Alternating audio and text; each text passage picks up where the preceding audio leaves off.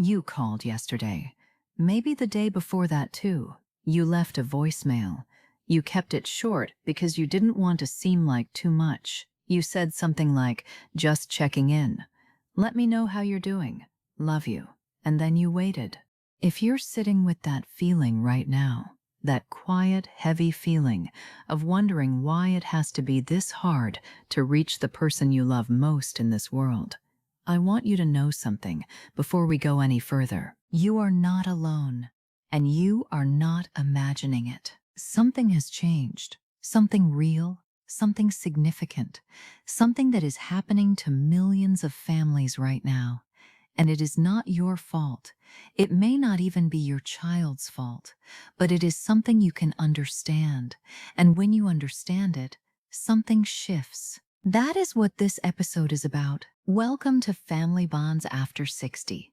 I'm glad you found this show, and I'm glad you're here. Today we're going to talk about why adult children pull back, why the calls get shorter, why someone you raised, someone you would do absolutely anything for, sometimes feels just a little out of reach. Not because they don't love you, not because you're a bad parent, but because something in the world has shifted. And the map most of us were given for family relationships doesn't quite match the territory anymore. By the end of this episode, you'll understand what that shift is. You'll understand what's actually happening in your adult child's life, and you'll have 5 specific practical things you can do to start closing that gap. Gently, without pressure, without guilt. There's a particular kind of grief that doesn't have a name. It's not the grief of losing someone to death. It's the grief of losing someone who is still alive, still out there, still in their own way, yours, but distant, unreachable, a little quiet in a way that wasn't always there. Research tells us that estrangement between adult children and their parents is one of the fastest growing family issues of our time. Not just full estrangement, where there is no contact at all, but distance, adrift, a relationship that used to feel easy and warm and now feels careful, managed, slightly formal. Therapists who work with families are seeing it everywhere. Family coaches who specialize in this say they have never been busier, and the parents who come to them, parents exactly like you, all describe the same thing. They say, I did everything right. I was there. I showed up. I supported them, and I don't understand what happened. The distance you're feeling is not a verdict on who you are as a parent. It is not a final judgment on your love, your effort, or your worth. It means something broke or something shifted, but it does not erase the love you gave. And it does not define what is still possible. Here is what therapists who work with adult children hear over and over again. They say, I didn't feel like they would actually hear me. Talking always turned into guilt or into a lecture. I tried to tell them something was wrong and they didn't notice. That is their perception, not necessarily the complete truth, not necessarily fair. But perception shapes relationships, and when adult children feel like they haven't been heard, they sometimes choose silence over the struggle, not because they hate you, but because they don't know another way. In most cases, the distance didn't come from one moment, one fight, one thing that was said. It came from accumulation, small moments of feeling dismissed, small moments of feeling controlled, or misunderstood, or not seen. Moments that individually seem minor, but that stack up over years into something that feels, to the adult child, like a wall. They pull away slowly, quietly, and then one day they're just further than you realized. This doesn't mean you're a bad parent. It means you're a human parent, and it means there's work to do. Not punishment work, not blame work, just the quiet, honest work of understanding. 50 years ago, cutting off your parents was nearly unthinkable. Family loyalty came before almost everything else. You showed up at Christmas even if you didn't want to. That was the social contract, unspoken but universal. That contract has been rewritten, not because young people today are selfish or ungrateful or soft, but because an entire generation, millennials and Gen Z, was raised with a fundamentally different set of ideas about what relationships are for and what they should feel like. They grew up with a new language, words and ideas that simply didn't exist in the same way when you were raising them. Words like boundaries, words like emotional safety, words like trauma and toxic, and mental health. And alongside those words came a new set of beliefs. The belief that your emotional well being matters, that you have the right to protect it, even from family, that relationships should feel safe, not just obligatory, and that if a relationship consistently makes you feel unseen, unheard, or unsafe, you have the right to step back from it, even if that person is your mother. Even if that person is your father. I am not saying that belief is always applied correctly. I am not saying every adult child who pulls away has good reason to. What I am saying is this: the world your children are navigating has different rules than the world you navigated at their age. Understanding those rules is the single most important thing you can do to close the distance between you. Your generation was taught, respect your elders, automatically, unconditionally. Your children's generation was taught something different. Respect is earned, not given, not assumed. Neither of these beliefs is entirely wrong, but they are in direct conflict with each other. You come to the relationship expecting your child to honor you because you are their parent. Your child comes asking a very different question. Not, do I owe this person respect? But, does this relationship make me feel good? Does this person hear me? Do I feel safe here? And if the answer is no, even partially, they will start to pull away. Dr. Joshua Coleman, a psychologist who has spent decades studying this issue, puts it clearly.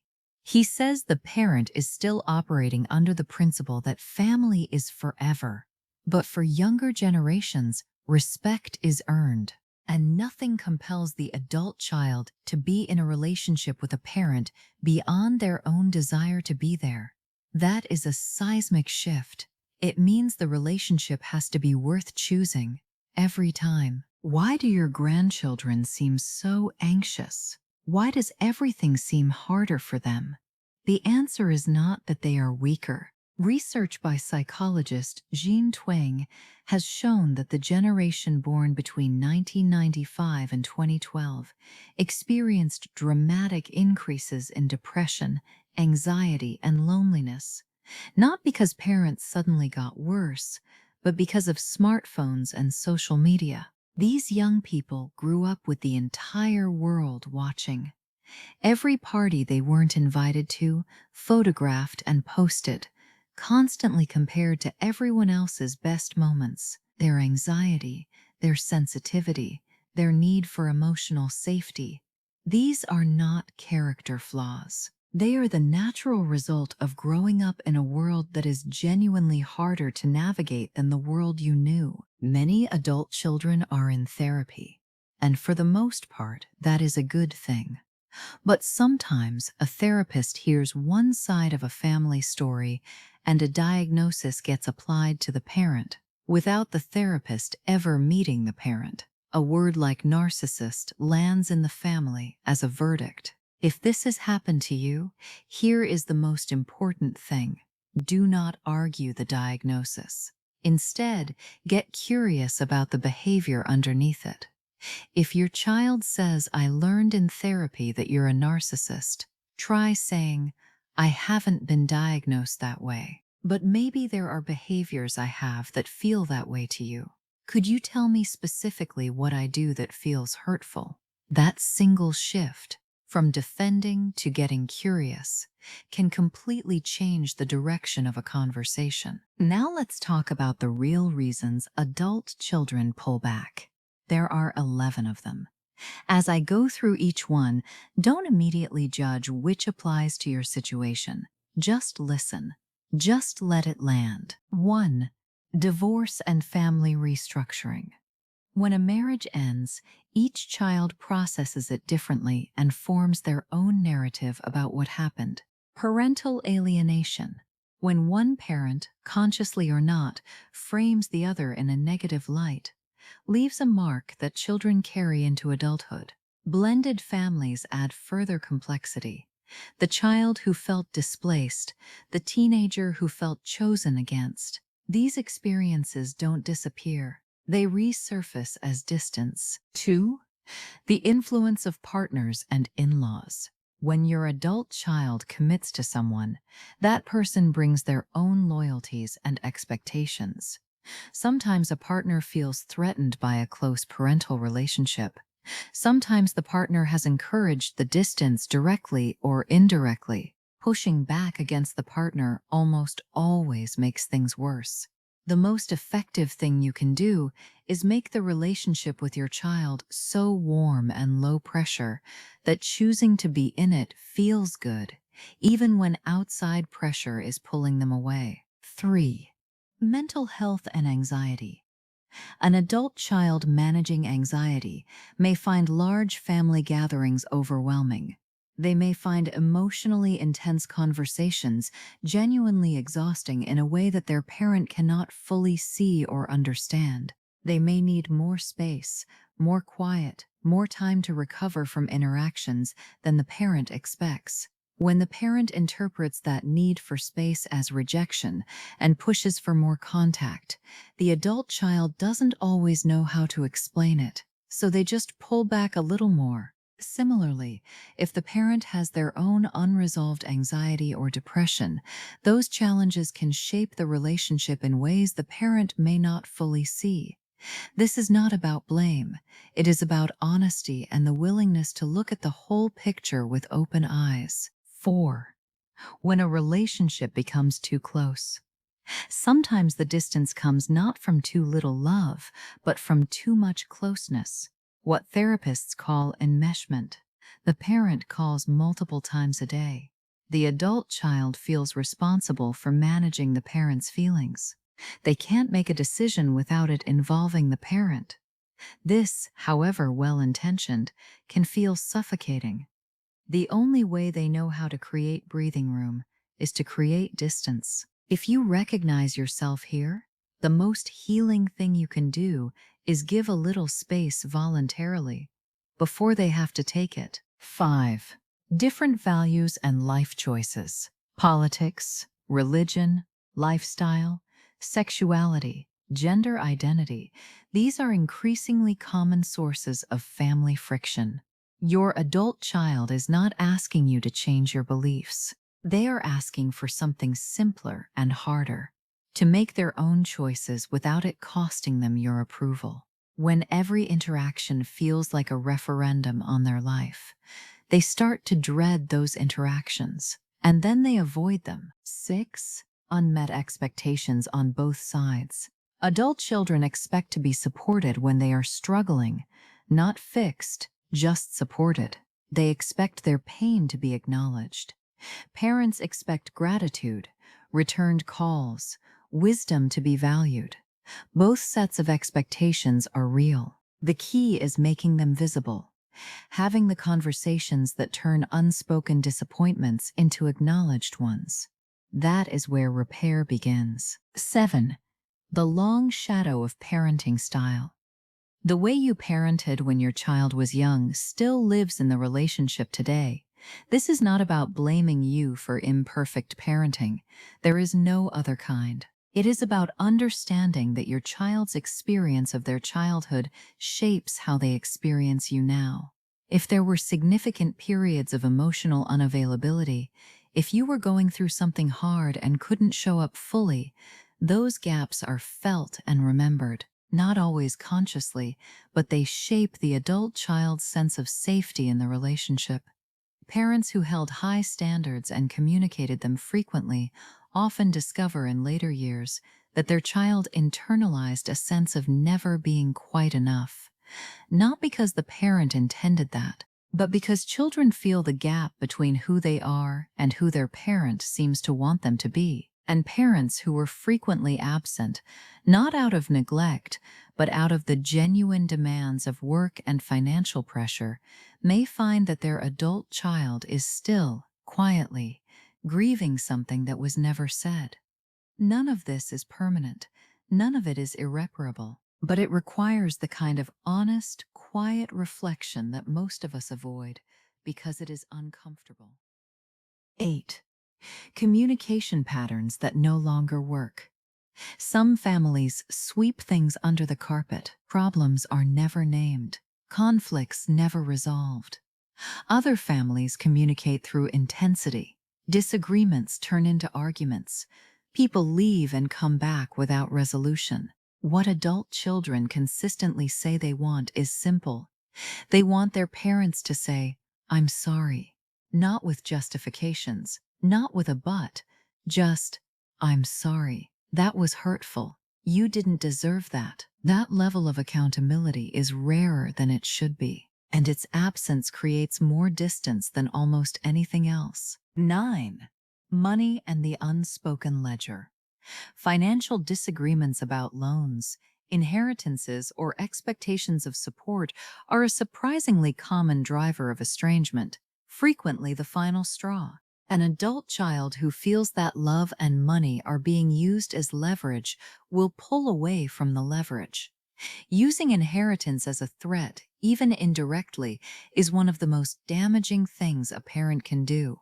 When a child learns that love is conditional on behavior, they don't become more compliant. They become more distant. 10. Family secrets.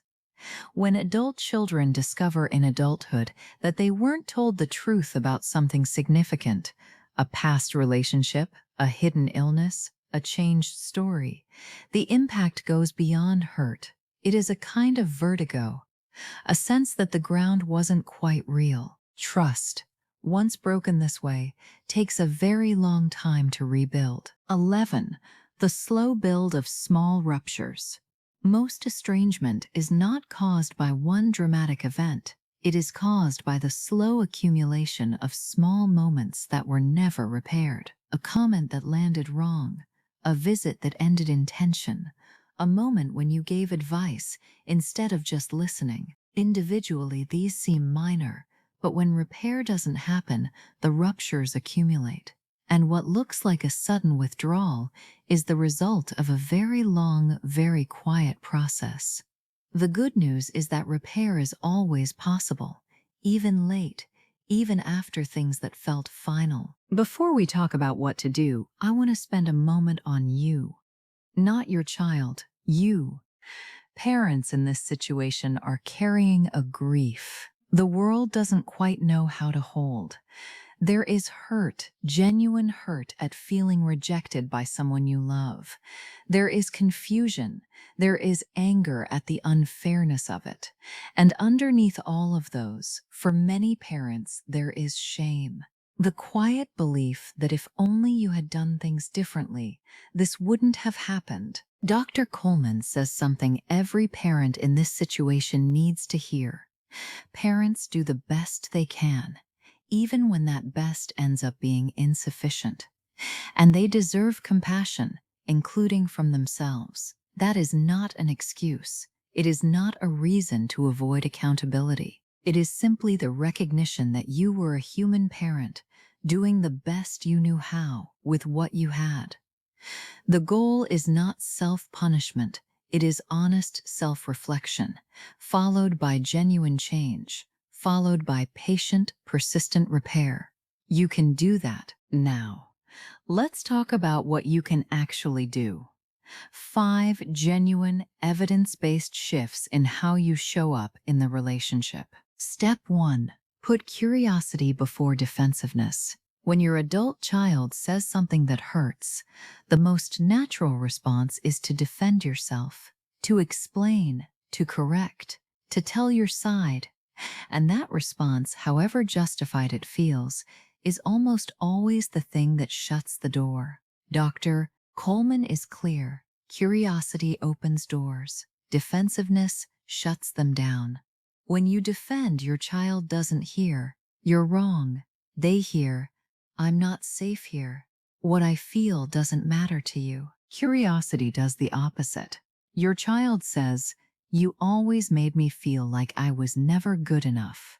The defensive response, "That's not fair. I sacrificed everything for you." The curious response, "I didn't realize you felt that way. That must have been really hard to carry. Can you tell me more about what I did that felt like that?" Notice what curiosity does not do. It does not mean you agree. It does not require you to accept an unfair characterization. It simply means you are willing to hear their experience without immediately trying to change it. Step 2. Give validation before advice. The number one thing adult children say they needed from their parents and didn't get is this: "I just needed to feel heard, not fixed, not advised, not redirected, not reassured that everything was fine, just heard." When your adult child comes to you with something hard, a struggle at work, a difficulty in their relationship, a feeling of failure or loss, most parents, out of genuine love, immediately move to problem-solving mode. They offer solutions. They share their experience. They say, "Here's what I would do," or "When I was your age, this happened to me."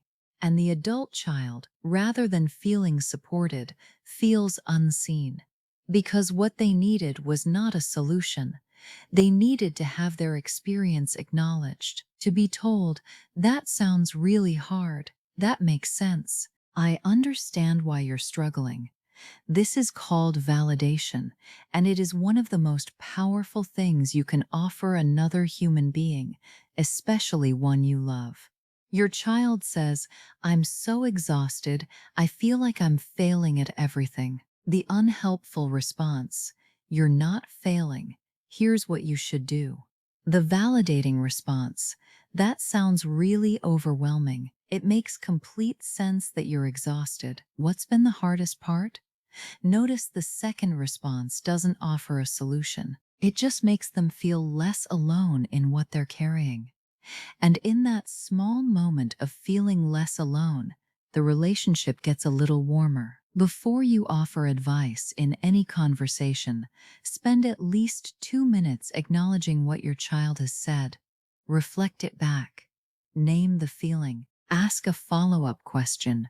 Only after they have felt genuinely heard should you, if they ask for it, offer your perspective. Step 3. Learn to apologize without a but.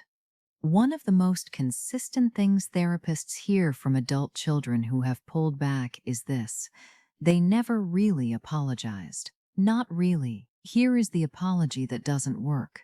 "I'm sorry if I hurt you, but I was going through a lot at the time, and you have to understand that I always did my best. I'm sorry you feel that way." Every word in that sentence is an act of self-protection. The "if" removes accountability. The "but" cancels the apology. Here is the apology that actually heals. "I've been thinking about what you said, and I believe you. What I did hurt you. That wasn't okay. You deserved better from me. I'm sorry." No buts, no explanations, no context. Dr. Coleman puts it well. "I did the best I could" is the beginning of a conversation, not the end of one. It has to be followed by, "And my best ended up failing you in this way, and I'm sorry for that." Step 4. Invite. Don't oblige. Your child does not owe you the relationship. As painful as that is to hear, it is true. And the sooner you accept it, the more likely it is that the relationship will grow. Dr. Coleman says nothing compels the adult child to be in a relationship with a parent beyond their own desire to be there. That means the relationship has to be worth choosing. It has to feel good. It has to feel safe. It has to feel like something they want, not something they endure. When we communicate obligation, you never call. I gave up everything for you. The least you could do is visit.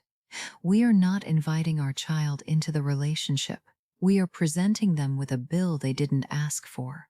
And they respond the way any of us respond to debt, by pulling away. What works instead is invitation. Pure, clean, no strings invitation. An obligation message sounds like, I haven't heard from you in 2 weeks. I was worried. An invitation message sounds like, I've been thinking of you. No pressure, but if you have a few minutes this week, I'd love to hear how things are going. The first message creates guilt. The second creates warmth. Invitation also means accepting a no gracefully. If you invite your child to visit and they can't make it, your response to that no matters enormously. A graceful response, that's completely fine, another time. A guilt-creating response, oh, I just thought you might want to spend time with your family. The graceful response tells your child, you are safe with me. I won't punish you for having your own life. And the more often your child hears that, the more they will want to come. Step 5. Heal yourself while you wait. This last step is the one most people resist, but it may be the most important of all. While you are doing the work of repair, while you are practicing curiosity and validation and clean accountability, you also need to be living a full life, your own life. A life that is not organized around waiting for your adult child to come back. This is not giving up on the relationship, it is the opposite. It is choosing not to let the relationship's current state be the whole story of who you are. There are practical things that help. Writing a letter you never send, where you say everything you need to say honestly without editing yourself, not because it accomplishes anything in the external world, but because it moves things in the internal one. It takes something that has been sitting in your chest and gives it somewhere to go. Working with a therapist or a family coach can also be enormously valuable. Not because something is wrong with you, but because having someone skilled and neutral to think this through with will move you faster and further than thinking alone. And community, finding other parents who understand this experience, who don't judge you or minimize your pain, is something that cannot be overstated. The isolation of family estrangement is one of its cruelest features. The antidote to isolation is connection. And finally, I want to ask you to consider the question of legacy. Not inheritance, not money, legacy. 20 years from now, what will your grandchildren remember about you? What stories will they tell? What feeling will they carry when they think of you? That answer is still being written. Every interaction, every phone call, every moment you choose curiosity over defensiveness, validation over advice, invitation over obligation, you are writing it right now. The distance you're feeling does not have to be the final chapter. We've covered a lot of ground today. We talked about why this is happening across an entire generation. We talked about the shift in how younger people understand relationships and respect.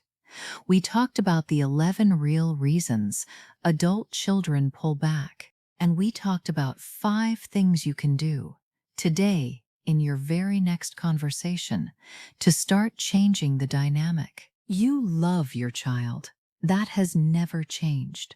That is not what is in question here. The question is only how to make sure they feel it in a language they can receive. And that is learnable. That is entirely, completely learnable. The 5 steps we talked about today are not complicated, but they are hard because they ask you to put your child's experience before your own need to be right.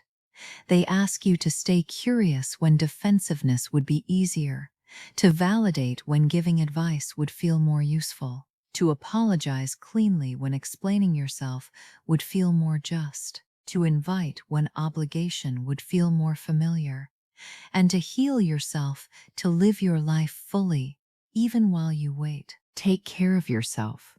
Be patient with yourself. And remember, the fact that you are here, listening, wanting to understand, wanting to do better, that already matters more than you know. This has been Family Bonds After 60.